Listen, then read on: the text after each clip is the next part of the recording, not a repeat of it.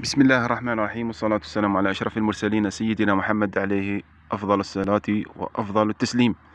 نتكلم في هذا الفيديو عن القطط وكيف ظهرت القطط في هذا الكون. لما ظهر الطوفان في وقت سيدنا نوح عليه السلام، قام سيدنا نوح عليه السلام بجمع في السفينة وتحتوي على 3 طوابق: البهائم، والطابق الثاني من إنس وجن، والطابق الثالث من الحيوانات جميعها.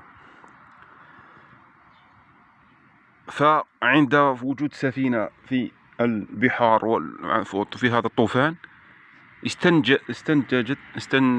استنجد جميع من في السفينة بأن الفئران تقوم بأكل الزاد، أي من حبوب وجميع ما يوجد في السفينة من غذاء لجميع الكائنات من حيوان وإنسان وجميع المخلوقات التي تواجد في هذه السفينة. فعندها قام نوح عليه السلام بطلب من الله عز وجل أن يأتي لهم بحل لتخفيف أثر الفئران عليهم.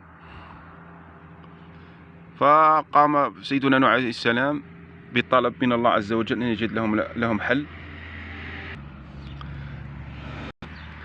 فطلب الله عز وجل من سيدنا نوح عليه السلام أن يضرب بوجه الأسد، وعندما ضرب في وجه الأسد عطس الأسد عطسة شديدة،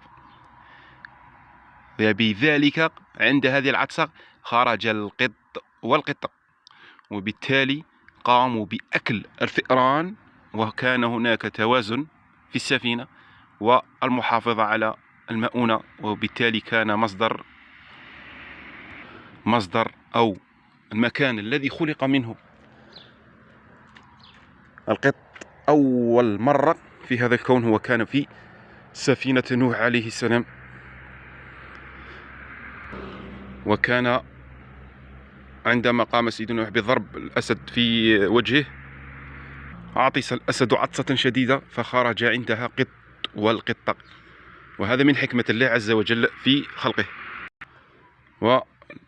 ونتمنى أن تعجبكم هذه المعلومة، ونتمنى تدعمونا بالشير واللايك والسبسكرايب. والسلام عليكم ورحمة الله تعالى وبركاته، وشكرا لكم.